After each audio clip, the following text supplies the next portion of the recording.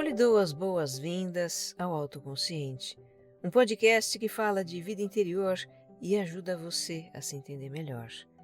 Eu sou Regina Gianetti, instrutora de Mindfulness, a sua repórter da alma, compartilhando reflexões e ações para uma vida com mais autoconsciência.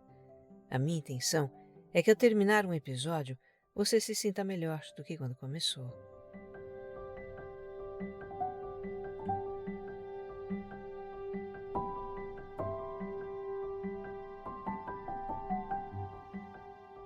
Para você que me escuta pela primeira vez, o Autoconsciente é um podcast quinzenal. Tem episódio novo em domingos alternados e é também serial. Aqui tem uma jornada de autoconhecimento.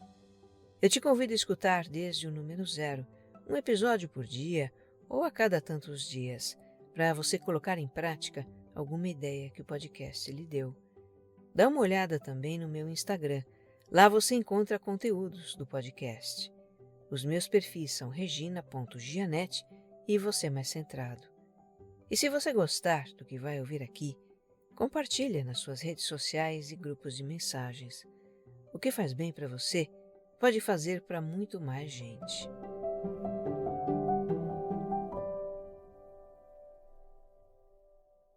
Episódio 107. Negação da realidade.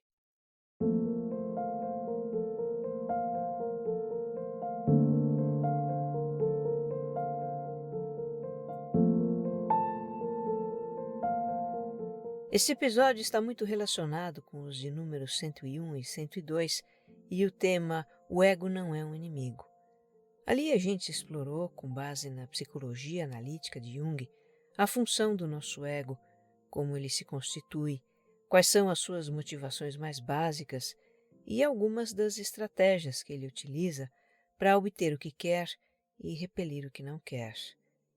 E aí nós falamos do perfeccionismo, da necessidade de aprovação, da necessidade de controlar, do orgulho, a vitimização e outras estratégias. Se você ainda não escutou, fica a dica. A proposta ali é compreender o papel do nosso ego não como um vilão, não como uma parte de nós irremediavelmente má e condenável, mas como uma dimensão da nossa consciência que visa, acima de tudo, a nossa autopreservação. Essa compreensão é uma base para este episódio, em que nós vamos enfocar como o ego lida, ou melhor, não lida com a realidade. Vamos falar de um tema muito em evidência hoje, que é a negação da realidade. Negação da realidade faz a gente logo pensar em negacionismo. Traz à mente ideias como Covid é gripezinha, aquecimento global não existe, a Terra é plana e outras. As duas coisas estão relacionadas realmente, mas as proporções delas são bem diferentes. A negação da realidade é tida pela psicologia, pela psicanálise, como um dos mecanismos de defesa do ego. Como todos nós temos um ego, todos nós podemos negar uma situação com a qual é difícil de lidar. Isso acontece na nossa vida mais do que a gente imagina. Já o negacionismo é uma extrapolação, uma agudização da negação com rejeição de fatos, de dados, de evidências que comprovam uma realidade. Nós também vamos explorar aqui como a negação da realidade evolui para o negacionismo arraigado e até delirante que se vê muito por aí.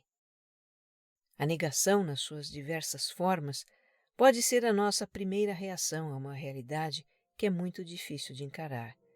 E é humano que seja assim. Mas entre negar inicialmente e insistir negando, tem uma grande diferença. Não há benefício em persistir na negação.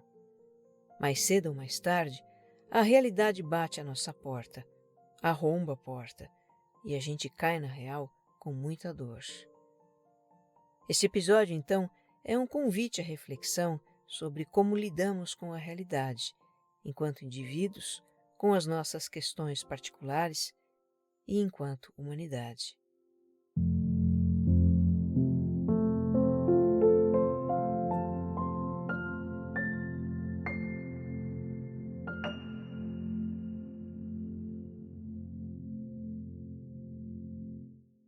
Para a gente entender a origem da negação como um mecanismo de defesa do ego, eu trago aqui a explicação do professor Saulo Durso Ferreira, que é mestre em psicologia, é psicanalista e dá cursos para psicólogos. Um destes é justamente sobre as defesas do ego. Segundo ele, a negação, de uma forma geral, negação de uma situação, de uma pessoa, de um traço de nós mesmos, a negação é um mecanismo de defesa primitivo da nossa psique. Primitivo como sinônimo de primordial, tá? Algo dos primórdios da nossa vida, do início da nossa vida. Como explica o Saulo Durso, o ego imaturo da criança pequena percebe as coisas como inteiramente boas ou inteiramente más. Ou ela adora ou detesta, ou ela quer ou rejeita. O ego imaturo não tem condições de perceber nem lidar com a ambivalência das coisas, o lado bom e o lado mau, os aspectos positivos e negativos de uma pessoa ou situação. Só um aspecto pode ser aceito, o bom ou o mau, e o aspecto que não é aceito é negado. O ego nega aquilo com que é incapaz de lidar, ele diz. Eu vou até repetir que é importante. O ego nega aquilo com que é incapaz de lidar. Bom, conforme a criança cresce e a psique se desenvolve, o seu ego passa a reconhecer a ambivalência. A criança entende, por exemplo, que aquele tio com cara de bravo que ela evita também sabe brincar e às vezes é um cara legal. Ela entende que o remédio de gosto ruim, que não queria tomar de jeito nenhum, faz bem para ela. Entender que tudo tem um lado bom e um lado mau e tornar-se capaz de lidar com isso é amadurecer. Um ego amadurecido desenvolveu recursos para lidar com a ambivalência. Ainda assim, diz o Saulo Durso, a negação é um mecanismo de defesa que mesmo um ego amadurecido pode ter, em situações muito impactantes emocionalmente. Por exemplo, quando a gente perde algo ou alguém muito querido, quando descobrimos em nós uma doença séria, sofremos uma traição, um revés, recebemos uma má notícia. Quando sofremos um baque, a nossa primeira reação pode ser negar aquela realidade. A gente pensa, não é possível, isso é um pesadelo, não está acontecendo, não é verdade. A negação de uma realidade muito difícil a princípio é uma defesa que nos dá tempo para nos adaptar àquela situação. Em algum momento, a ficha cai, a gente assimila a situação e aceita aquela realidade. Agora, como lembra o professor, tem pessoas cujo ego não é suficiente amadurecido para lidar com a ambivalência. Pessoas que se tornaram muito defensivas por circunstâncias de sua vida, nas relações familiares, no ambiente social. Esse ego reage de uma forma mais extrema às situações que o afetam emocionalmente. Ou ele só percebe o lado bom e nega o mal, ou só percebe o lado mal e nega o bom. Então, por exemplo, a pessoa idolatra alguém, só vê as qualidades do seu ídolo e faz vista grossa para as fraquezas e erros dele, mesmo que sejam escancarados. Ou ele não gosta de alguém e demoniza esse alguém. Não é capaz de enxergar qualidades nele. Tudo que ele faz não presta. Um ego fragilizado se vê frequentemente ameaçado ou injustiçado. Situações que uma pessoa mais amadurecida não teria dificuldade em aceitar, o ego fragilizado nega. Por exemplo, ele leva bomba numa disciplina da faculdade e não reconhece que, na real, ele faltou às aulas, não estudou para as provas, não fez os trabalhos. Ele nega sua responsabilidade pela reprovação e culpa o professor que o persegue ou a faculdade que é ruim. A conclusão que a gente tira da exposição do Saulo Durso é que quanto mais fragilizado é o ego de uma pessoa, mais defensivo ele é e mais ele tende a negar a realidade que não lhe convém ou que o ameaça de alguma maneira. E várias são as formas de negação da realidade.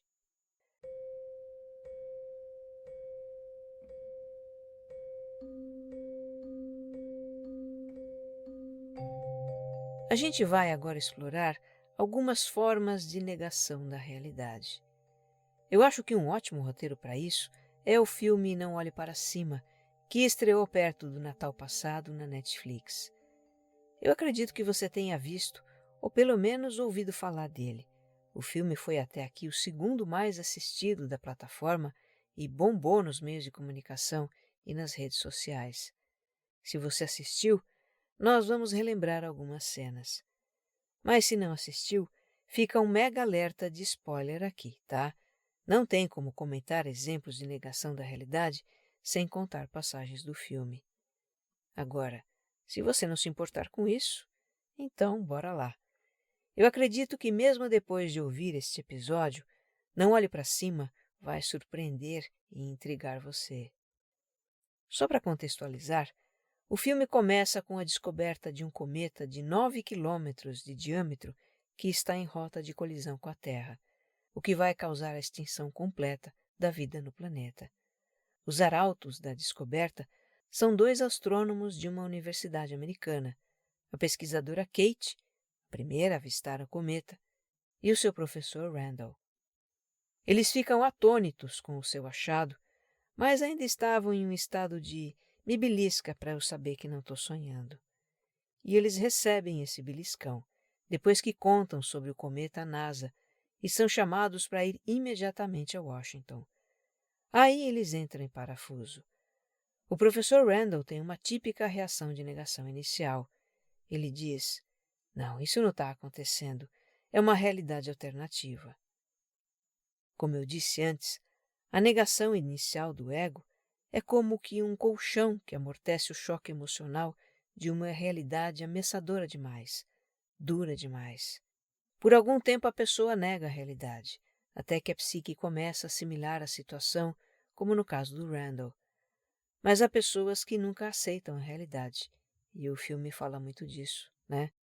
Então os astrônomos vão à presidência dos Estados Unidos alertar sobre a hecatombe que está para acontecer. Primeiro a presidente e os assessores ali reagem com ceticismo. Como você pode ter certeza? E eles se agarram a 0,2% de chances de o impacto não acontecer.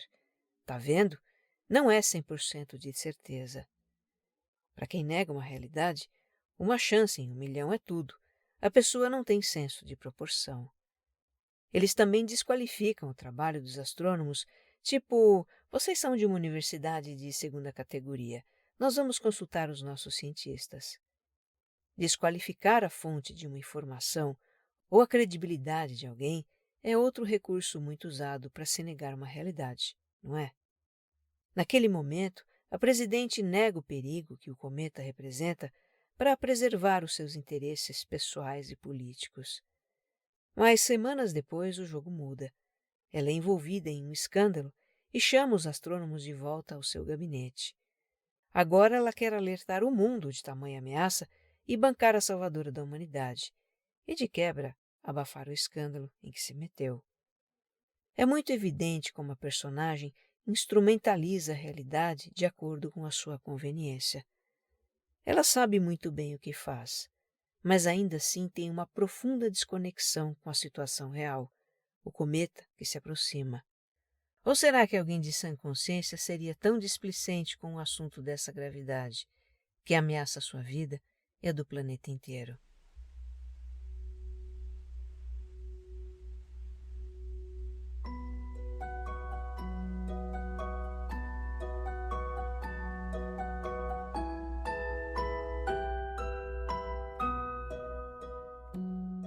Uma forma de negação exemplarmente retratada pelo filme é a positividade cega. Podemos chamar também de tóxica. Nas cenas com dois apresentadores de TV que entrevistam os astrônomos. O programa é de amenidades, do tipo que diverte, e, inexplicavelmente, o Randall e a Kate estão ali, uma pilha de nervos, anunciando um evento de extinção em massa.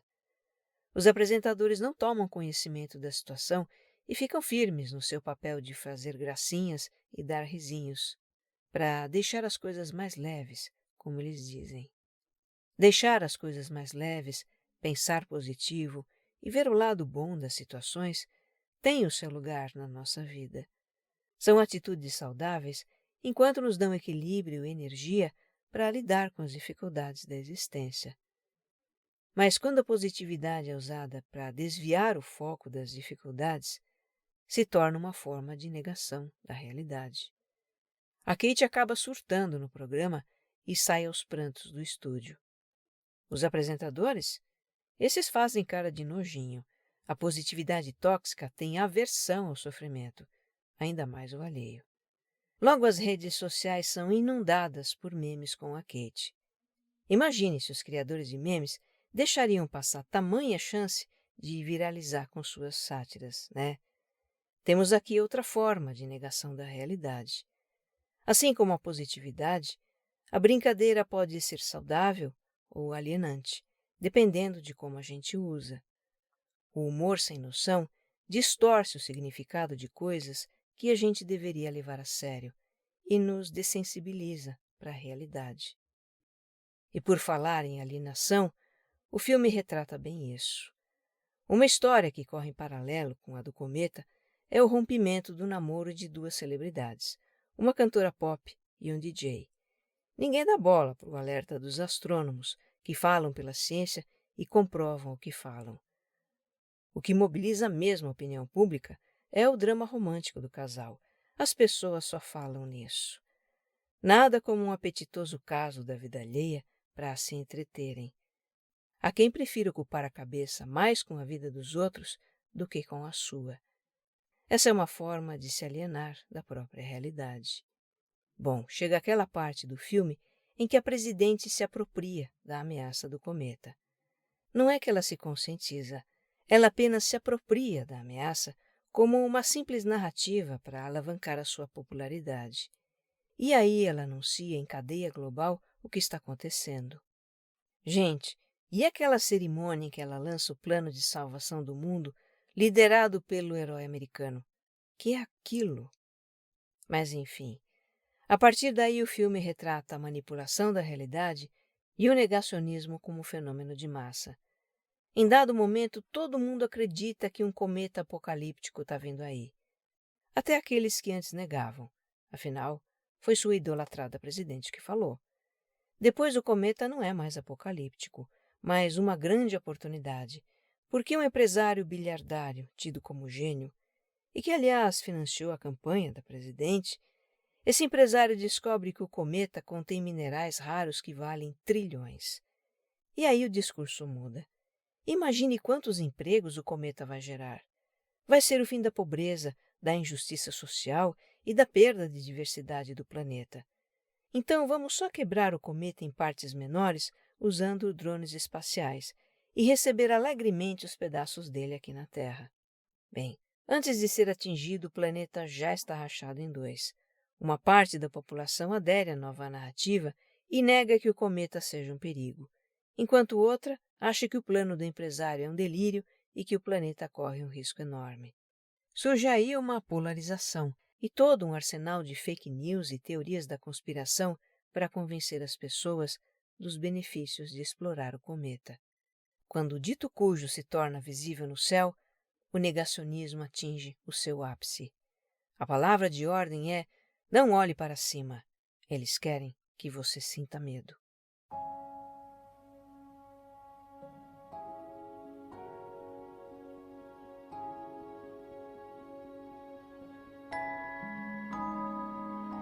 Olha, é inevitável a gente se perguntar como é possível o intelecto humano não acreditar no que os próprios olhos veem, ou evitar de olhar para não ver, dá quase no mesmo. Bem, se a pessoa faz isso individualmente, com as realidades pessoais que são difíceis de encarar, se ela só quer o que é bom para si e nega, afasta tudo que é mal, e nessa perspectiva o mal é sempre o outro. Se ela se aliena da realidade que não lhe convém e só aceita o que convém. Quando ela encontra outras na mesma sintonia, a sua negação é validada e fortalecida pelo coletivo. Para ajudar, tem as redes sociais e os seus algoritmos que só mostram o que elas querem ver. Tem as lideranças oportunistas que conhecem muito bem os medos e indignações das pessoas, dão a elas um sentimento de pertencimento e sabem como obter seu engajamento. e o resultado é este: o negacionismo de massa. O professor e psicanalista Christian Dunker observa que esses processos de massa levam à regressão cognitiva, à cegueira mental, levam à adoração de um líder e à rejeição de quem pensa diferente.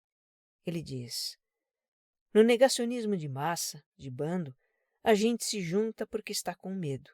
A gente nega tudo que está fora e aí cria coragem, cria segurança existencial. A gente trata a nossa angústia desse jeito. O professor Dunker fala de negacionismo e psicanálise em um dos vídeos dele, o Falando Nisso 312. Dá uma busca no YouTube que você acha fácil. E voltando ao filme Uma Última Vez, no final a realidade tangível, física e verificável se impõe. Mas ok, eu não vou contar explicitamente o que acontece. Se você viu, já sabe. Se não viu, fica aqui um mistério. Assista o filme, que ainda tem muito que observar. Ele é cheio de ironias, faz referência a muitos outros aspectos desse nosso amalucado mundo. Se Não Olhe para Cima fosse de outros tempos, eu diria que é uma comédia do absurdo. Me faz lembrar os filmes do ator americano Leslie Nielsen na década de 80. Um famoso dele é Apertem os Cintos, o piloto sumiu. Mas assistir Não Olhe para Cima hoje não é propriamente engraçado. É debochado, é crítico, é caricato e, no meu modo de ver, fala sério o tempo todo.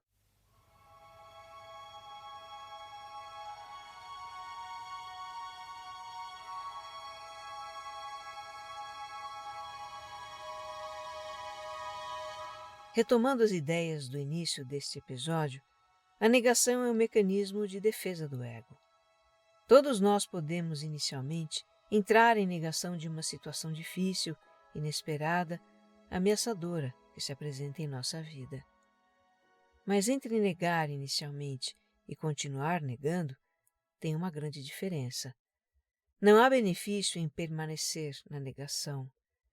Negar não muda nem faz desaparecer a realidade. Mais cedo ou mais tarde, ela bate à nossa porta. Às vezes arromba a porta e a gente cai na real com muita dor. É fato que nem sempre temos consciência de que estamos negando uma realidade. Na maioria das vezes, a negação é um processo inconsciente, não é algo que a gente faz por decisão própria. Negamos inconscientemente aspectos da nossa sombra, vulnerabilidades, impulsos e desejos primitivos. Há tantas coisas em nós que não conhecemos. Mas se nem temos ideia de muito do que negamos, como saber que estamos em negação? É prestando atenção ao que sentimos. Quando nos sentimos desconfortáveis, com medo, angustiados, ansiosos ou com raiva e não sabemos por quê, temos aí um sinal de vida dessa realidade interior que negamos, que não queremos ver. Precisamos começar a nos perguntar: por que me sinto assim? E nos abrir verdadeiramente para a resposta. Às vezes ela vem por meio de feedbacks das pessoas. Às vezes vem como uma tomada de consciência em uma situação que vivemos, ou em um processo de autoconhecimento ou terapia. E não nos esqueçamos que no nível mais profundo do nosso ser habita o Self, a nossa essência ou alma. Cultivar a conexão com o nosso eu espiritual nos traz muito autoconhecimento e respostas. Reconhecer o que sentimos também é o caminho para sair de um outro tipo de negação, o auto-engano. Seria tão bom se a vida funcionasse como naquele ditado: longe dos olhos, longe do coração. Mas não é bem assim. Fechar os olhos para algo, desviar o olhar ou nos distrair com alguma coisa não elimina magicamente uma realidade que tememos ou nos desconforta. Não funciona tentar nos convencer de que a realidade é desse ou daquele jeito, ou ir na onda do que os outros estão falando, se o nosso sentimento contradiz o que a mente diz. Fazer isso é tentar enganar a nós mesmos. Precisamos ser fiéis ao que sentimos. O que eu compreendi no meu caminho por paz interior é que não há uma realidade. Cada um cria a sua própria, projetando no mundo o que existe no seu íntimo. A nossa realidade está dentro. O que sentimos a respeito das situações, das pessoas, do mundo, isso é que é real. Isso é o que está ao nosso alcance entender e transformar. Cada um de nós que trabalhar para pacificar o que está dentro, pacificará também o que vivencia fora. E eu acho que isso vai ser bom para o mundo. Que você esteja bem. Um abraço.